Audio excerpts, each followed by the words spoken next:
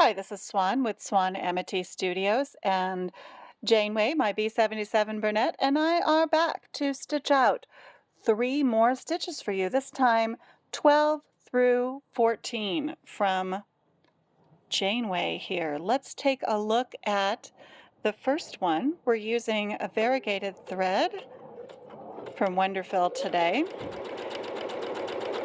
This is number 12. It starts executing on the right. We'll make that part of our notations. And ooh, it's going really smoothly through here. I'm running everything just about 3/4 from the top speed. So we could go faster, but this is pretty even. And let's see what we got.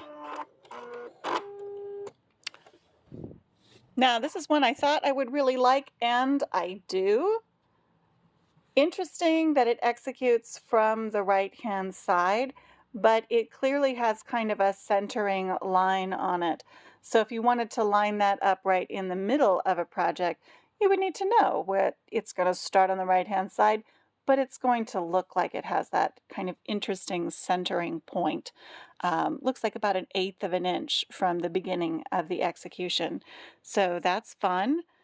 It looks like it is really nicely done on both sides. I'm seeing no tension concerns. I'm going to go ahead and mark that one, number 12, and starts from the right-hand side, and this is the default setting. Really nice. I think if I was doing that again, I might want a stronger variegation. This is a pretty not a strong variegation, not too dominant from one side or the other. Now I'll move now to stitch 13, and we're going to notice that our needle immediately moves from being on the right-hand side to being on the left-hand side. That is important. You guys are all getting used to the idea that you're going to check and make sure you know where your stitches are going to begin their execution.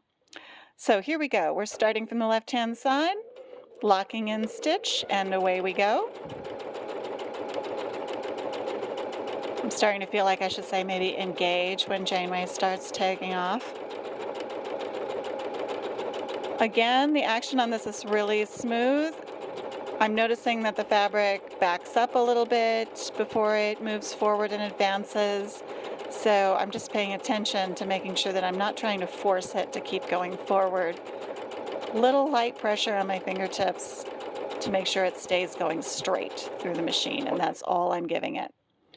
We're going to go ahead and snip that. Very nice. I'm going to give that just a little tug. It gave me a really short piece there. And there, now our variegation is a little more obvious. This is a great kind of little finishing stitch, or if you wanted to put a little decoration on a collar. Ooh, I tell you what, if I was rehemming a pair of pants or putting a little something on the edge of a sleeve cuff, I think that would be really great for that. Nice little detail. Or maybe you're one of those people that likes to do a little bit of handwork, maybe a lazy daisy at the top of each one of those, and suddenly you would have a flower garden. I think that's a great idea. I might have to do that myself.